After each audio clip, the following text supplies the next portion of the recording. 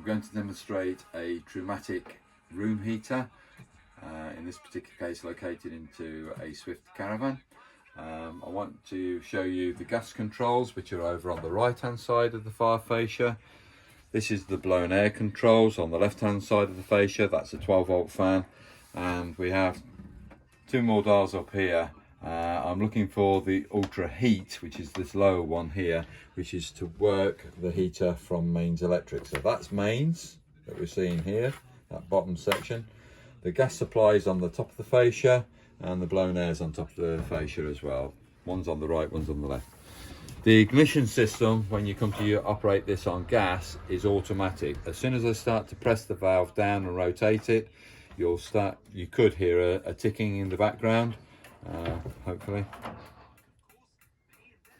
And that's the igniter trying to ignite. I'm going to now press the valve down. That allows the gas to flow through.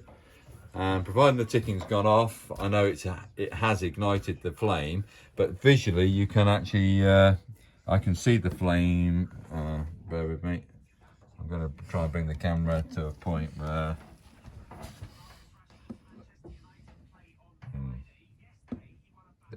just about there. If you can hold it there.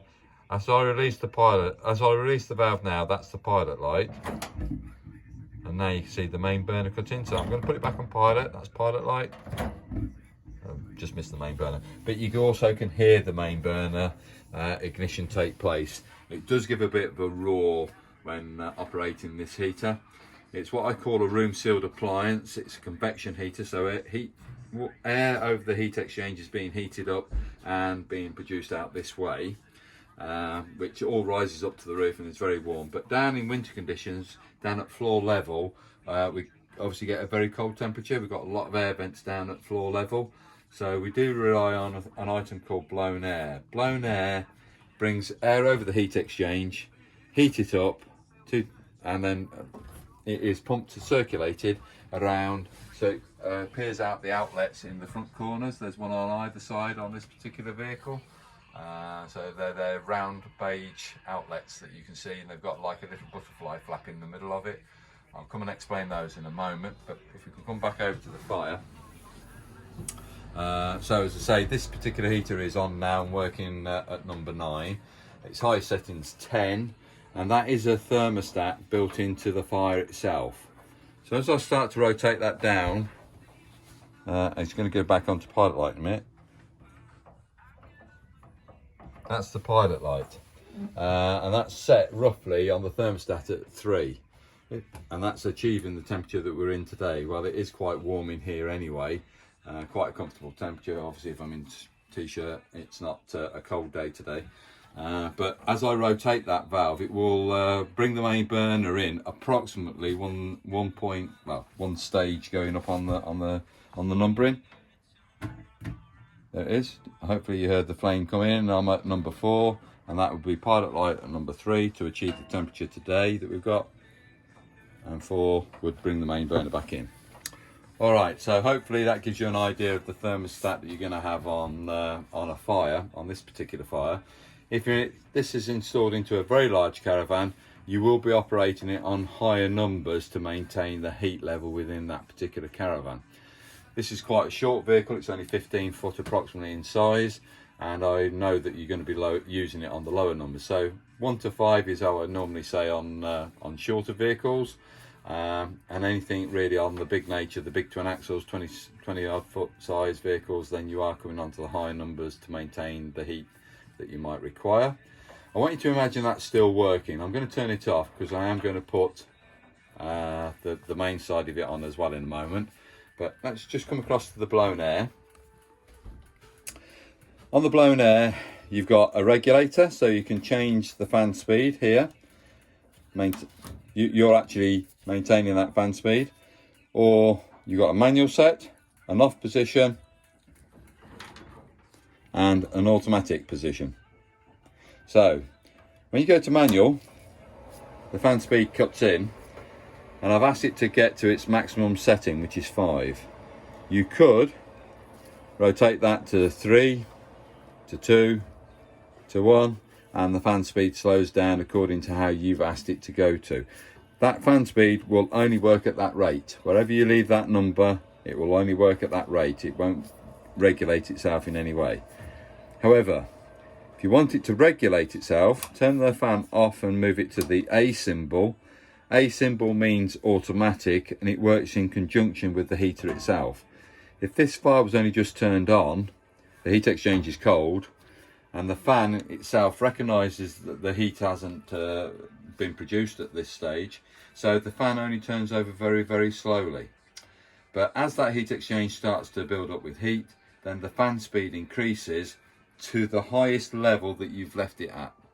So if you've only left the fan at number 3, it will go from 1 to 3.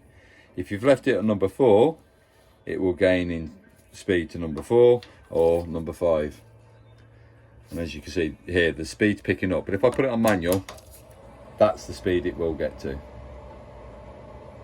Just so you've got some idea of the actual increase in pace.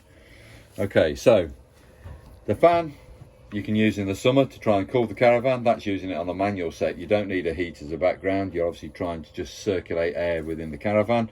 And movement of air creates a draft, and that draft feels a little bit cooler, so therefore it gives you an idea it's cooling the vehicle down. It's not air conditioning, it's just air movement creating a draft.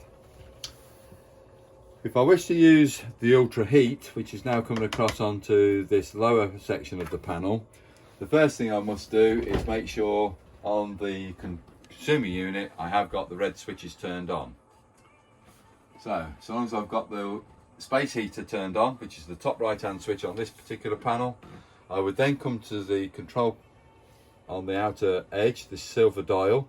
There's a little protrusion there which is opposite the 0, which is saying it's in the off position.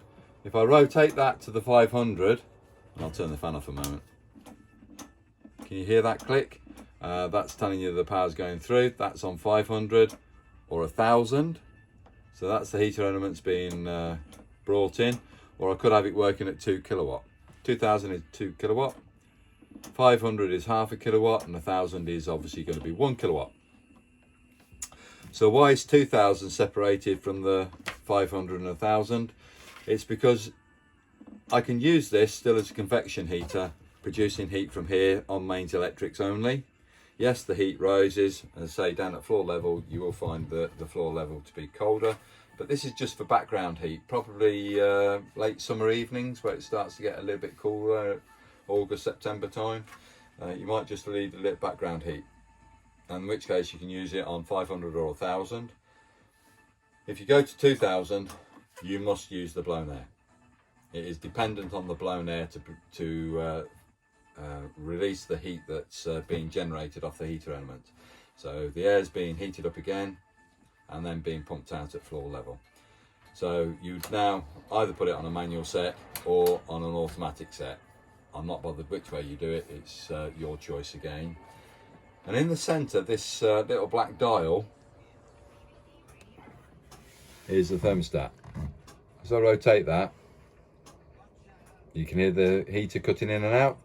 So again, to achieve temperature similar to what we've got in the vehicle right now, which is comfortable for me, is around about 8 degrees, well, number 8 on this particular dial.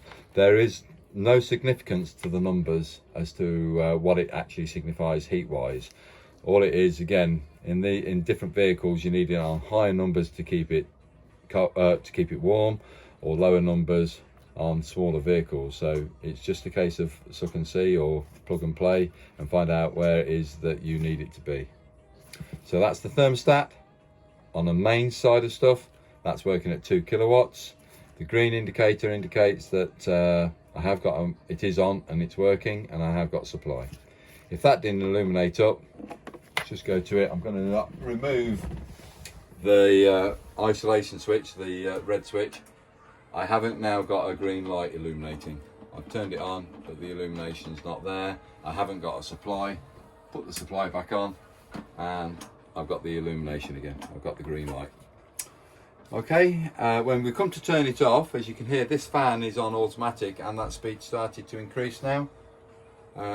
When you finish using the fire, if it's been on 2 kilowatt, turn it off on the dial, but allow the fan to continue to work.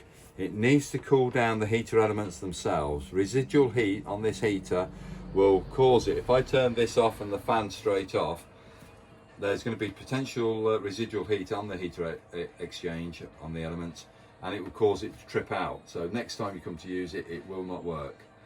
There are resets, but something else I'll probably cover on another video at a later stage. Thank you for listening. That's the use on a Trumatic heater.